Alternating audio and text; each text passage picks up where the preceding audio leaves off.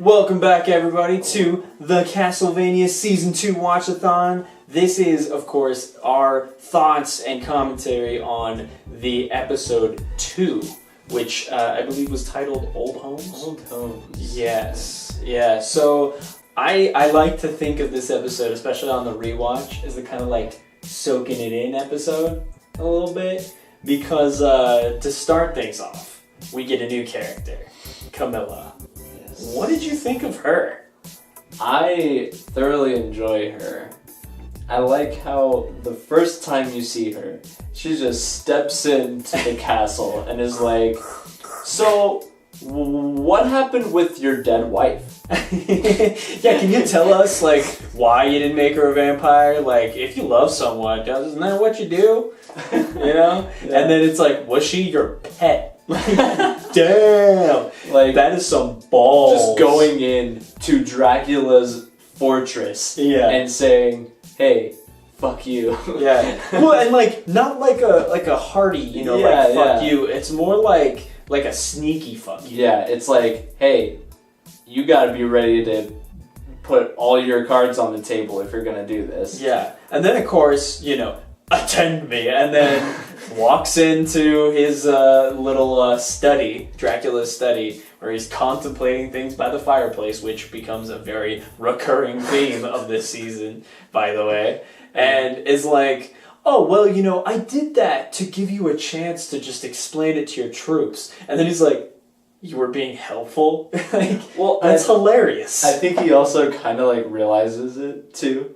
Well, and, like, the smart thing about the writing, man, like, and the subtext of, like, all of the speech, behind everything that Dracula says and the things that he takes in is, like, a secondary, subtle meaning. So when he's saying you're being helpful, it's not only just, like, a regular realization that, oh, maybe she did intend it this way, but it's still also a veiled threat. Oh, that was helpful. That wasn't a threat. You know? So it's just kind of a lot to soak in. And Camilla employs those same techniques that Dracula has in his speech to everyone around her. She's a really great character. Yeah, and you see that too at the end of the episode when you can already kind of see her picking who, like, sides in the war council, like going up to Hector and being like, is this what you think? Yeah, trying to, like, persuade other people to think the same way that she is. Yeah, and if you had to, like, call it, like, a flavor, I would say it's kind of like the Game of Thrones coming into Castlevania a little bit, where it becomes kind of like a court politic game, like, in parts,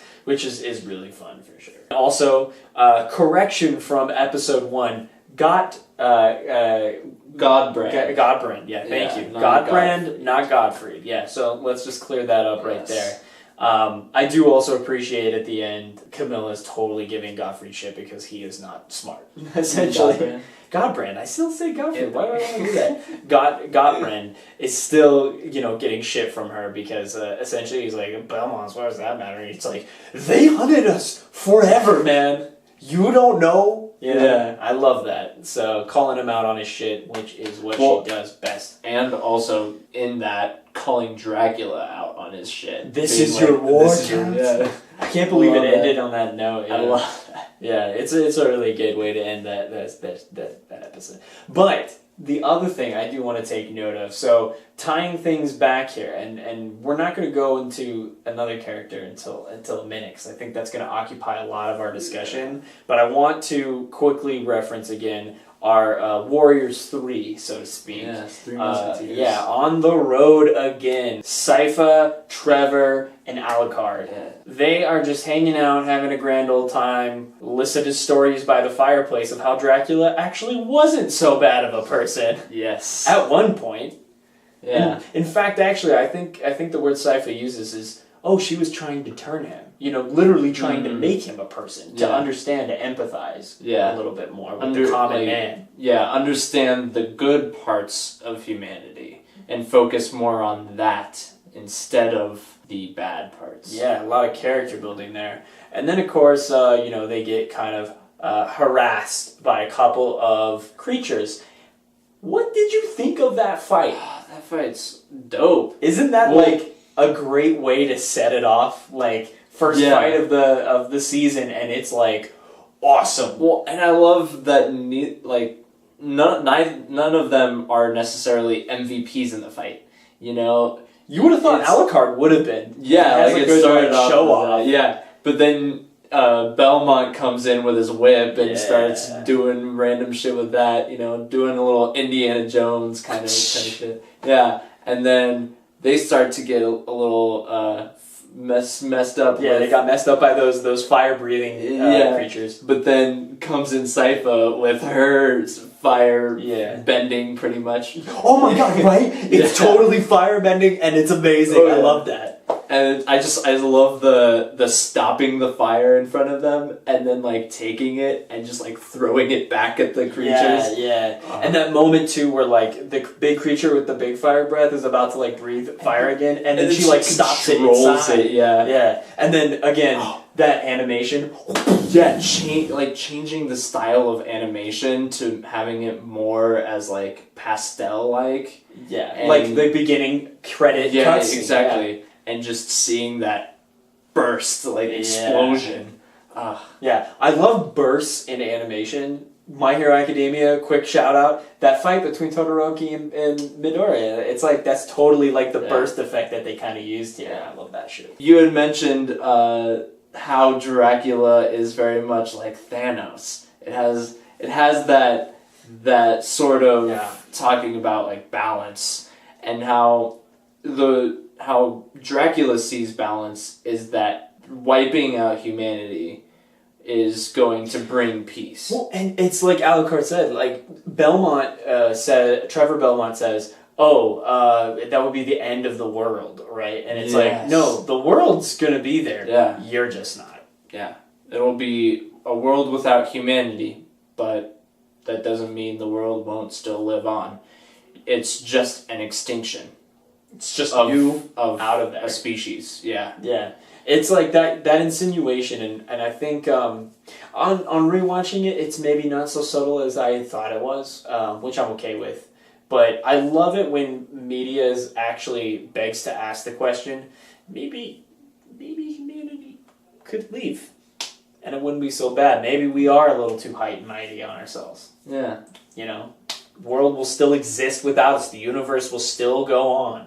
Though I also love that it shows Alucard's thinking of why he needs to kill his father. Yeah, in the fact that they do need humanity simply for the fact the vampires not to become what is humanity, not to take over and try and be better than everything else. And the fact that too, like, you know, one thing that comes with us is you know, our artistic side, our more, you know, creative side, and that's something that Alucard, you know, directly implies that would be gone. Yeah. So obviously he wants to preserve that too. Yeah. So I definitely agree. That was a good point to bring up. Thank you for doing that, because that was a really cool conversation. Yeah.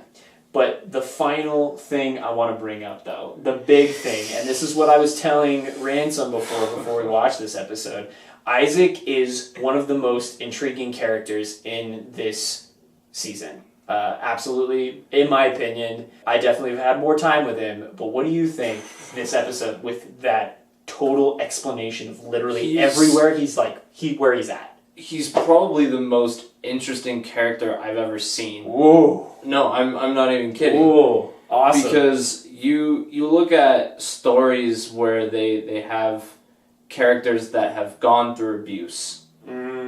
And they're always trying to forget about it, or they're trying to be better than it, you know? But this is seeing someone that has been abused and accepting it, and in like a weird and keeping it as something that disciplines him, that affects his work. It fuels him. It literally like gives his life focus, as he said, discipline. Yeah, he's taken what has put him down and has made it so that it won't do that ever again. Yeah, I can't believe that line was used, and it was such a great way to like explain like his character would love to love, right? Where he says to him like, I just wanted to come and help you. This guy that's whipping him, right? This guy that rescued him from the streets.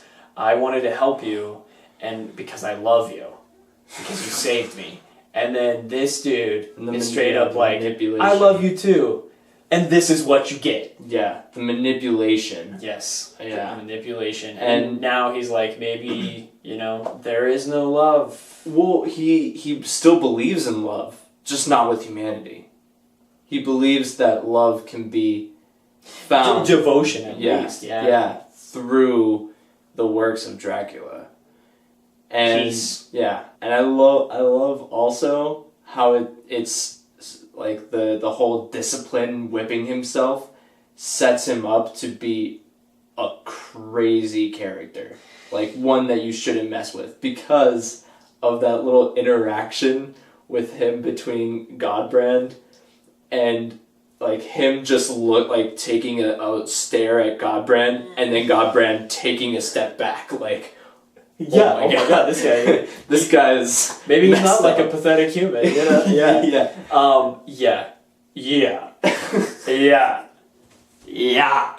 Okay, I don't want to say anything. But yes, you're right, absolutely. I love Isaac's character. It's one of the most like it's just like this weird balance. Like he's literally using physical pain to discipline him, and he's also using it, metaphorically as well for everything that he's gone through. It's like it's just such a woo, And I saw your face when you were going through that. You were like, oh, a lot of emotions there for sure. Yeah. And man, like I was totally surprised, like you were when I first watched that. His character is really fascinating, and can't wait to see what you think as we go on to our next couple of episodes. Any other things you want to touch on before we get to the next one? I was gonna say there was a little bit at the right at the beginning of the episode that I had to point out, and it just kind of adds to the thought of how Trevor and Dracula are a bit parallel to each other, where Trevor still sees that humanity's dumb. Everyone's an asshole. Yeah. But he has hope for humanity, whereas Dracula is completely pessimistic at this point of humanity. Yeah. He does not believe in them at all. So I just thought that was no, it's a good point to bring up. Yeah. I've never really noticed that touch. Yeah. So that's cool that you did. Mm-hmm. Well, tune in for more interesting insight here. And let us know what you thought of this latest episode in the comments below. We are watching this with you guys, so please, give us your thoughts because we want to hear about them. Thank you guys for watching, and obviously, catch you on the next episode.